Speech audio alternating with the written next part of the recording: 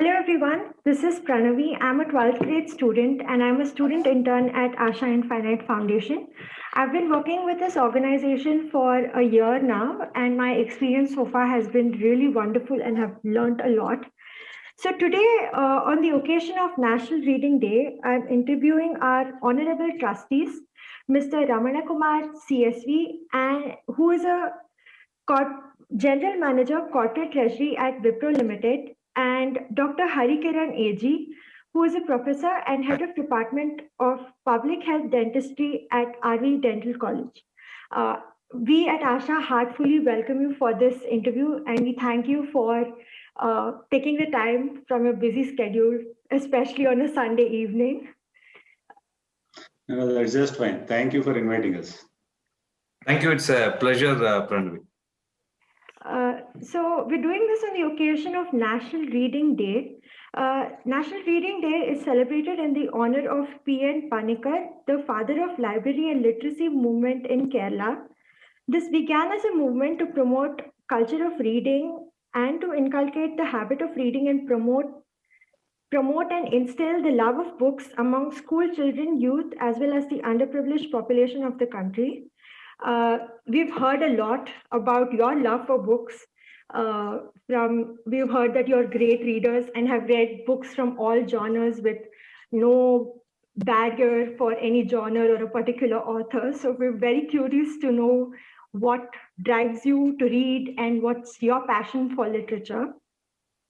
Without much ado, let's get started for this interesting conversation about books. So my first question is do you think reading as a habit is very essential for young adults? Because nowadays, because of the increase of content from everywhere, be it from web series, movies, or even videos on YouTube, we have content which is available more easier than it was. Do you think because of that, the love for books and the passion for reading books is dying down? So, Mr. Ramana, would you like to answer this? I will give my take on this, and then Dr. Harikaran can contribute from his side. So, what you said is absolutely right. See, when we were growing up, right, the entertainment avenues that we had were very few, right? So, I remember the time when Doordarshan just started television broadcasting in India, right? So, at that time, if for any kind of reading or any kind of entertainment other than our textbooks, we used to go to libraries, try to get different kinds of books, whether it is Enid Blyton or Hardy Boys or Nancy Drew, those kind of books, right? Today's generation, they have a vast range of data, of entertainment, of information coming in. It's much more easy. See, I had to struggle to get, library cards from a city central library and then try to borrow books and all that. Now it is so easy, just you can tap any kind of entertainment. So in that context, is reading still important? Because whatever information you want, whatever entertainment you want, you can get it very easily through the internet and other media, other sources. So according to me, reading is still important because the way it develops your cognitive sense, your cognitive ability, where you have to exercise your imagination, where you have to grasp the conceptual understanding through reading. Because when you look at other media like audiovisual media, your brain gets dumped with that entire picture and the entire sense of what it is, and it just gets downloaded into your mind. But when you go through a book, when you try to read and understand, you're exercising your mind a lot more. And that is where you're exercising your conceptual understanding, your imagination a lot more. So that is why I feel even in this current age, where it's a very information-rich environment, right? And you're constantly bombarded with audiovisual stimuli, right? Even in this context, I think it is important for your own development of your understanding of your mind space that reading is still very useful, and it can be a very good hobby, very good, very important way to develop one's mind, as especially in the younger years. That's my take. Doctor may have a different view. No, so true, Mr. Raman. I think we can relate to what you said. And now, everything, even reading will have to compete. Reading had a monopoly before. Books had a monopoly. Doordarshan had a monopoly before. Now it has to compete with the new channels. Now reading has to compete. And it is competing. For example, now there are audiobooks. As opposed to only reading books which were available before. Or now there are abridged version of books. There are apps which take a big book and condense it into 10, 15, 20 minutes, and you can listen to the smaller version of the book. The books are competing. But that element of predominance where when there was a monopoly, everyone used to have no other option but to read a book is no longer there.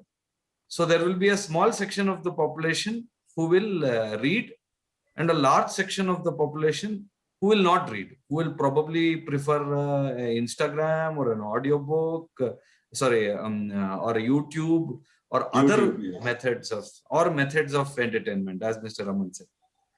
But the people who will not read, sorry? What I was about to say, what you said about books, the way it is, I think they've become a lot more accessible, right? They've become very easy to get your hand. So the content, because I remember when I was in school, I used to dream that once I grow up, I will have enough money, I will be able to buy all the Tintin and Asterix comics by myself. Yeah. Right? Otherwise, it used to be such a treat, finding your way into a library, how to borrow that book and read that book. Look at how easy it is now. You just download all the comics you want, right? And at no cost.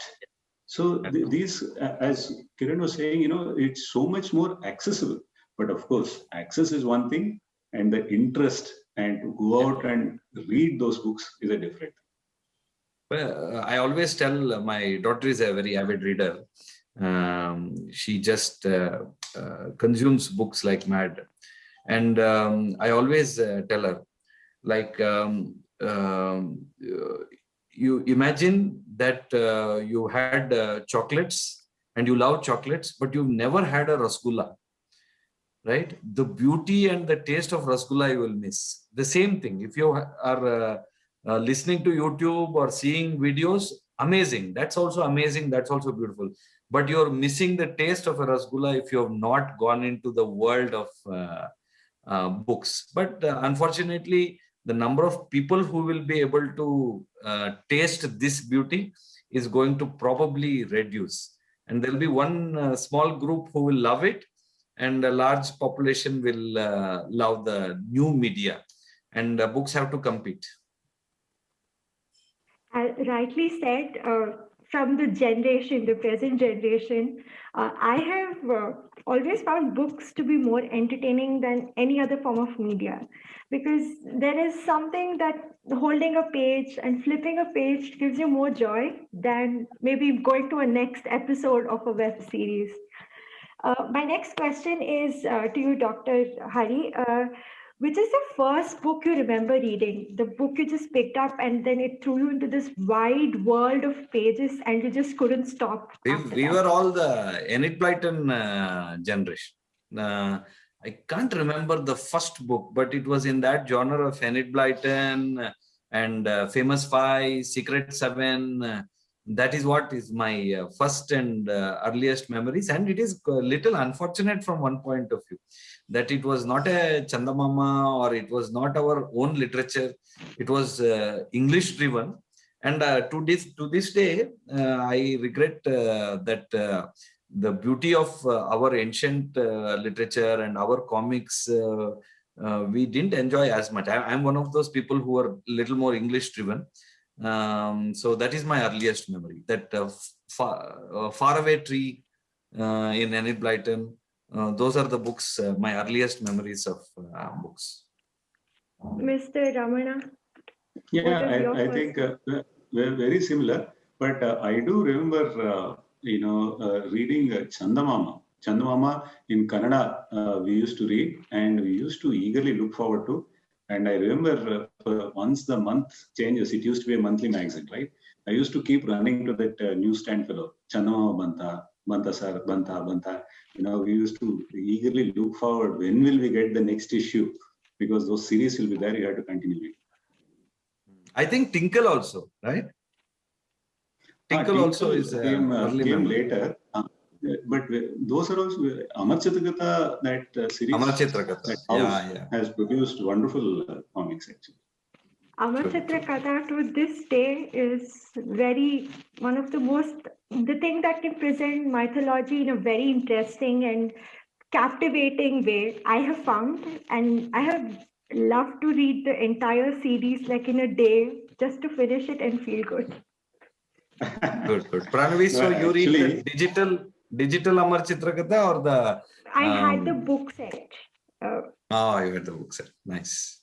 No, actually, for most people, the younger generation, whatever little awareness is there about our heritage, our history, our legends, it has come only through Amar Chitragatha. Right? And hopefully that should, stimulate them to read the more detailed texts which are available. True. Hopefully.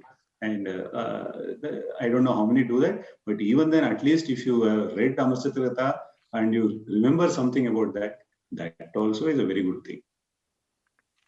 Right. Definitely, they should read, but I do believe it will be a very small population. Reading the longer version, it's like test cricket. Very few people will remain connoisseurs of that attitude. Correct. And it's so difficult, even for our generation, it's so difficult to compete with TikTok. Now, even YouTube cannot compete with TikTok and the smaller versions, right? Our hand goes towards the small 5, 10, 15 seconds, 1 minute, 2 minutes. So it's so difficult to look at larger, and it's so difficult to see a movie now compared to before. So shortened and immediate gratification is where we are going towards. But that attention span and is coming quick returns. We want that quick hit. If we feel that way, then the younger generation, I believe, it will be difficult for them to resist. It's not easy. We will try our best to read the bigger. Yes, Pranavi, lead the revolution. Yes, keep the flag flying high. Yes. My next question is, Mr. Ramana, for you. Who's your favorite author? That's a tough one. So because in different genres, different writers are prominent. And if I look at, for example, since we talked about Amar Chitragatha, in that line, if I continue, there is one beautiful series of books called Krishnavatara, right? So that is written by Mr. K.M. Munshi, right? And he is the founder of Bharatiya Vidya Bhavan. And he has written so beautifully in English, just to understand the story of Krishnavatara. Very wonderfully it is written. So he is in that genre, one of my favorite authors. And of course, there is Patnaik. What's his first name? Dr. Devadatta Patnaik. Dr. Devadatta Patnaik, he used to be good. In recent years, he's gone off the tracks. But his earlier works, if you read about Jaya, it's a wonderful book. Very nicely written, very nicely illustrated. And similarly, if you see C. Rajagopalachari, the Mahabharata is wonderful. The way he is written is tremendous. And Ramayana also he has written. Ramayana, that is not so great, but Rajagopalachari's Mahabharata, I will recommend. It is very easy to understand, and the impact of the epic is very wonderfully conveyed through English. Doctor? I mean, that's in that genre. I read all kinds of stuff. So in fiction, if you ask me, probably J.K. Rowling will be my favorite, right? J.K. Rowling. Okay, Harry Potter series. Or if you look at, for example, this Percy Jackson, Rick Riordan, right? The Percy Jackson and his other series. He has broadly 3 kinds of mythology he has covered, right? The Greek mythology, Greco-Roman, and then the Egyptian and the Scandinavian. And all the three varieties written by Rick Riordan, wonderful. And you can really enjoy, though, of course, it's more popular among the teens, right, and the preteens. But though I'm not of that age, I thoroughly enjoy them. And I would recommend for anybody who wants to get a sense of what this Greek mythology was all about. What were the Greek epics all about, right? Similarly, what were the Egyptian mythology all about? And Scandinavian also, it's very interesting. Mr. Raman, young at heart, J.K. Rowling fan. Yes. I love the comics and I love all this. So I don't know if it goes well with my age or not, but I simply enjoy them. Yeah. Books are timeless. Yeah. So my favorite, lot of authors that I love. I think I started one of my favorite authors in fiction at that time when I was a little younger was Jeffrey Archer. I loved all his books, the short stories, Quiver Full of Arrows and all those things. Then in science fiction, my absolute favorite is Isaac Asimov and the Foundation series. First Foundation, second Foundation. Pranavi, have you read the Foundation series? Not yet, but oh, it's a must read. It's a must read. It will open up your mind. Now it is more. I read more self-help and philosophy, and I love Ayn Rand. I like Tim Ferriss, and I think Mr. Raman has also read *Sapiens* by Yuval Noah Harris.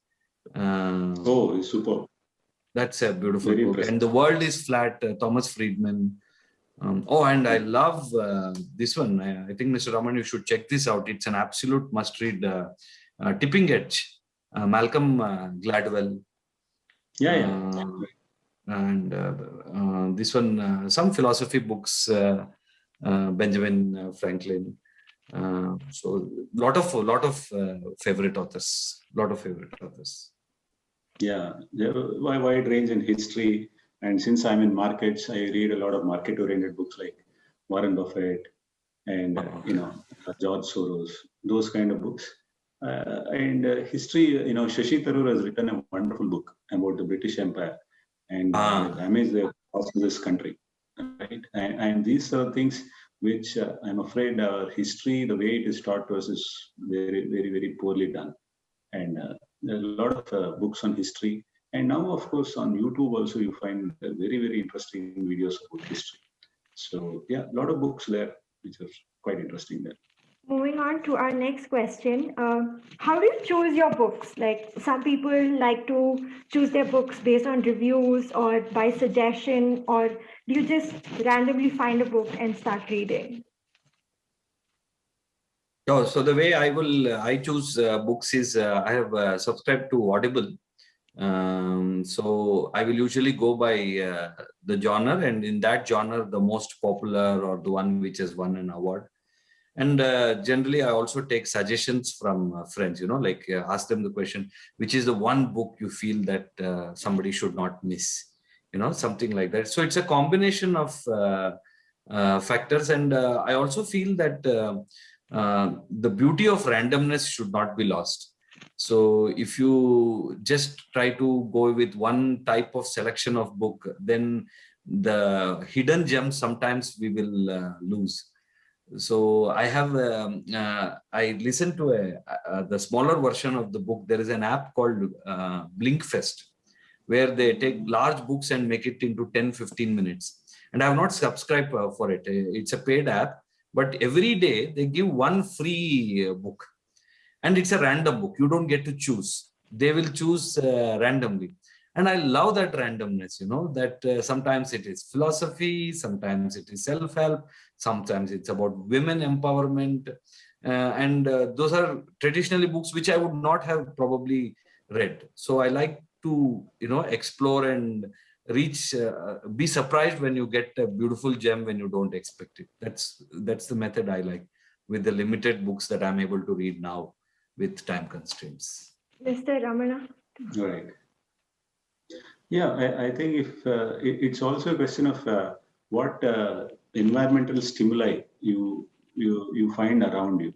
Because if I remember when I was in school, we had this SLV-3 launch by ISRO. You know, a lot of Indian satellites went up into space.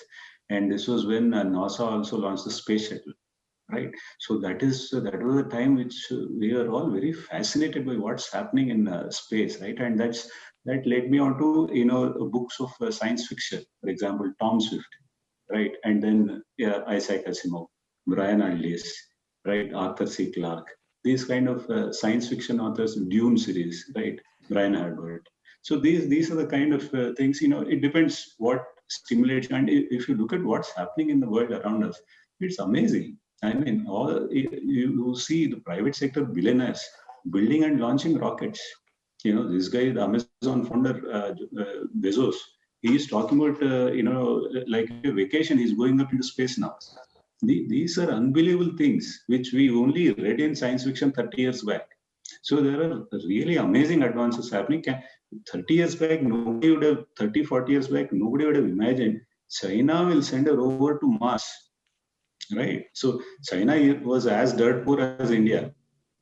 I mean, they were nowhere, right? So these are the kind of, you know, really dramatic events happening around us. If that stimulates somebody into, you know, going more in that direction. So you can't say it can be anything like that. Well, every book has a new thing to be inspired by, and even get you into new perspectives about things you might have never thought of in your entire life. So moving on to our next question. Do you have a favorite quote or a dialogue from a book that has stayed with you for so long and you can never forget it, no matter what? Dr. Harikiran? Yeah, I use this very often in any presentations, talk that I do. It's what is it? I don't know whom it is by, but it is my favorite. It is not the strongest of the species that survives. It is the one which is most adaptive to change. It is not the strongest, not the wisest, but the one which is most adaptive to change. And I don't know, they attribute it to who is this? Our the evolution. Evolution. They attribute it to him, but I don't know if that is true. But this is my favorite, and it's so true. We have to adapt to change, and we need to look back and hold on to what was beautiful, but also recognize that we need to adapt and change to survive. That's my quote, and I'm very interested to see what Mr. Raman will say. And we'll also want Pranavi to tell her quote. Actually, a lot of things I read from Warren Buffett, but I'm not able to recall a particular sentence. So what I will say is what people talk about Warren Buffett, right? So what he says and what he advises about your investment philosophy, he says, you know, it looks very simple, right? It's not rocket science, right? So then why is it that you don't have more billionaires? Why is it that only Warren Buffett is such an outstanding, out off the charts kind of billionaire?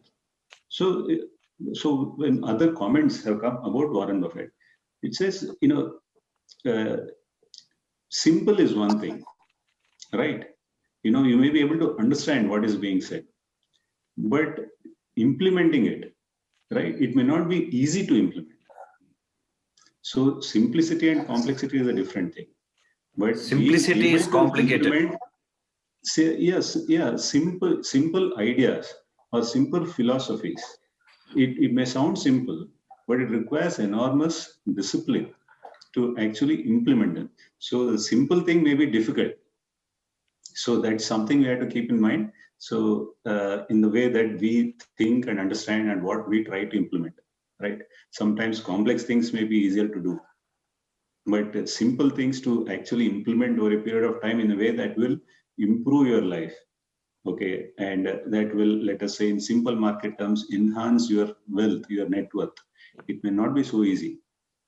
So this is what stays with me out of my readings in market-related literature.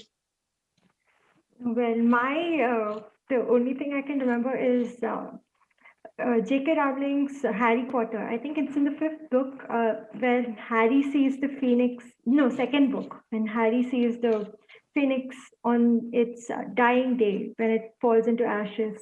It turns into ashes, and it rises back. Phoenixes are magnificent creatures. They can rise from the ashes. That that line has always stayed with me. I love the Nice. line. And moving on to our next question. This is a very interesting one. I would like to know from both of you, 3 books you'd recommend anybody from all age groups to read.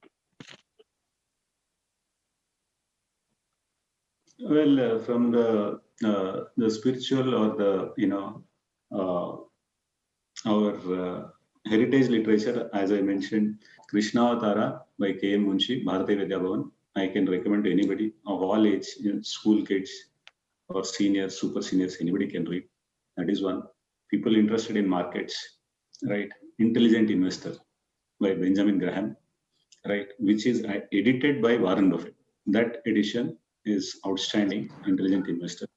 Then if you want to learn more about history, in a way, the world around us, I would recommend M.J. Akbar. M.J. Akbar, he has written wonderful books. Of course, he's gone into some controversies in recent times. Let us keep that aside. We can just, read his books, which are outstanding, right? I guess these are the 3 things. Dr.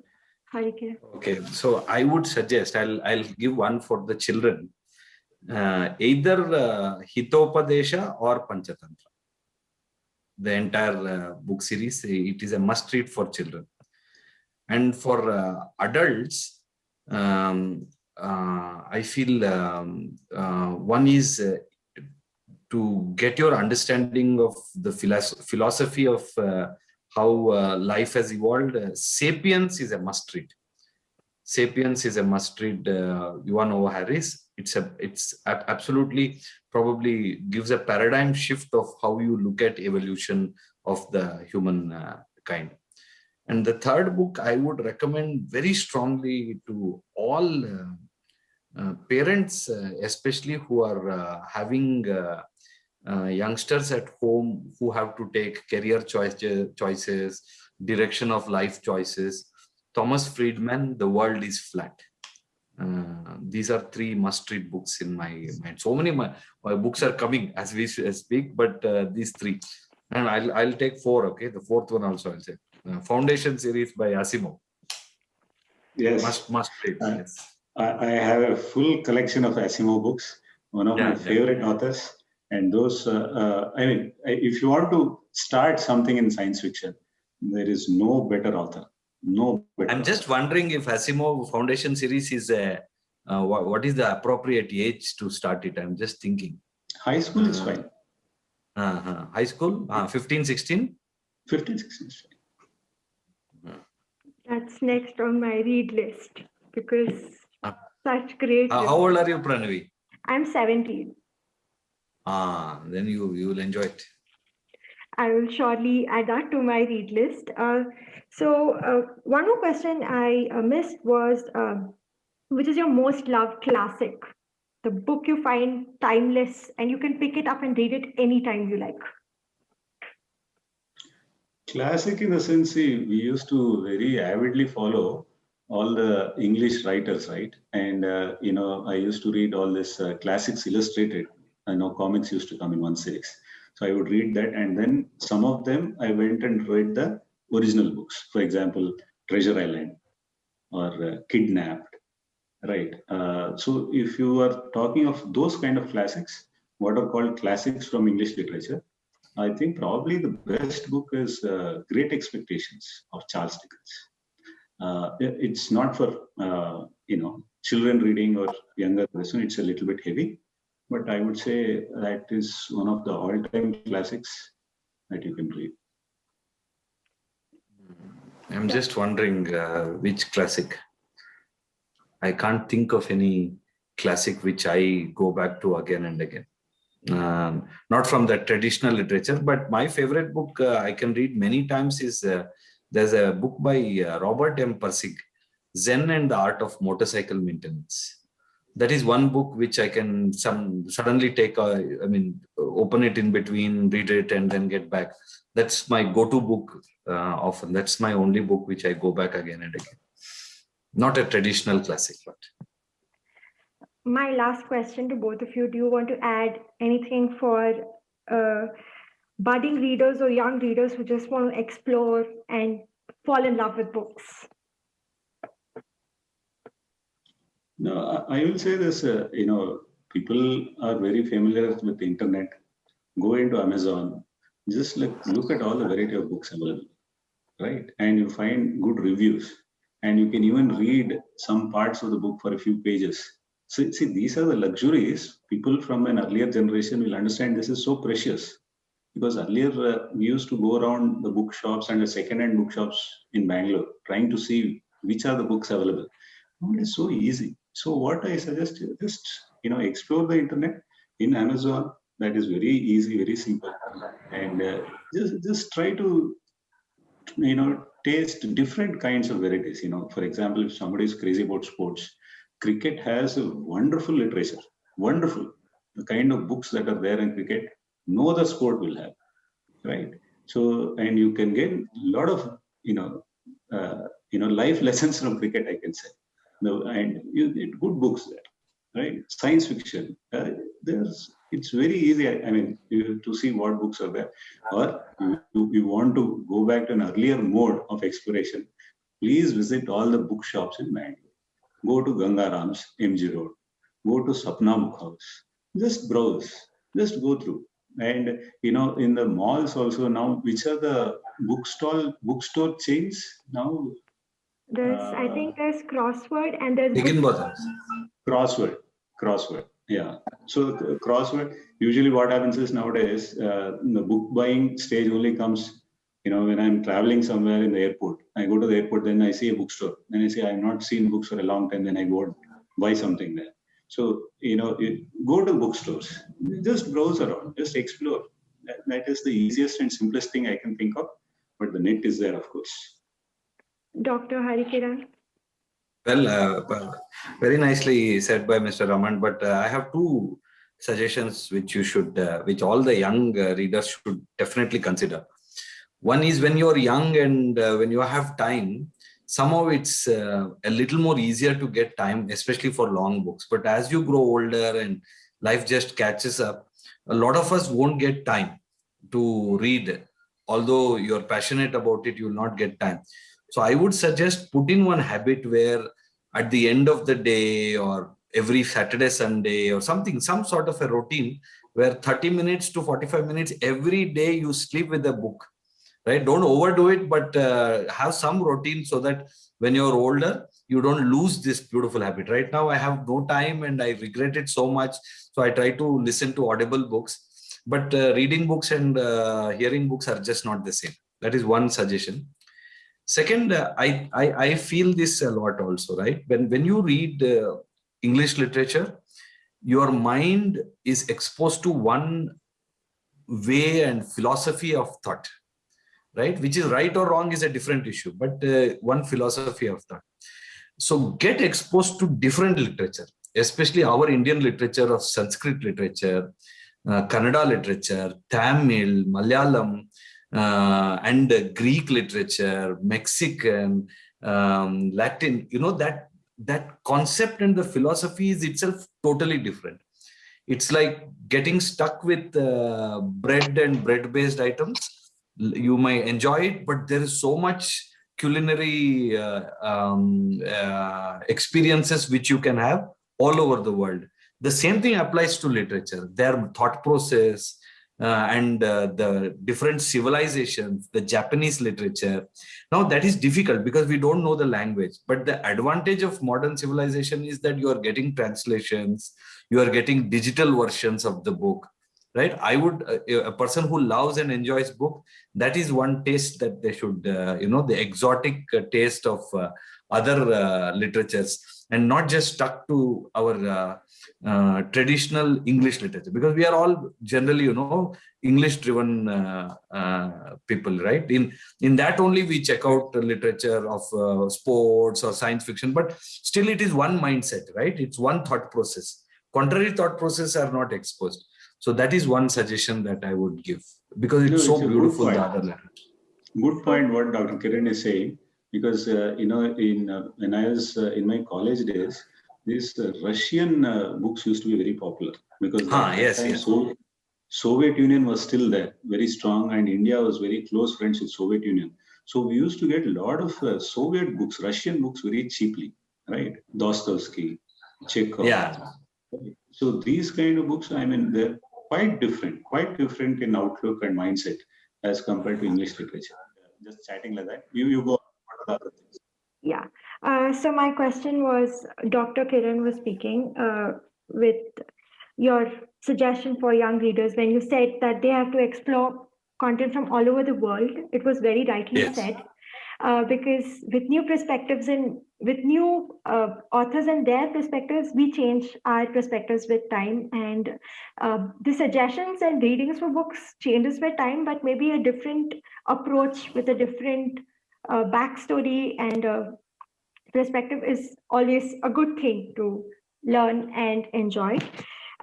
So we at Asha are very happy to have you for this interview. It has truly been a great pleasure. We also we at Asha try to instill the same love and passion for books you have with our students and our team Asha, where with our volunteers and everybody. We thank you for your invaluable support and guidance you've given us. And we hope and we will learn more and grow more and seek your guidance and support in the future. And we thank you for this wonderful opportunity for us knowing your love for books and probably inspire a lot of people to take up reading as well. Thank you so much. Thank you, Pranavi. It's been a pleasure to talk about books. Yeah. We had a very enjoyable session. Thank you very much. All the best. And good job, Pranavi. Thank you.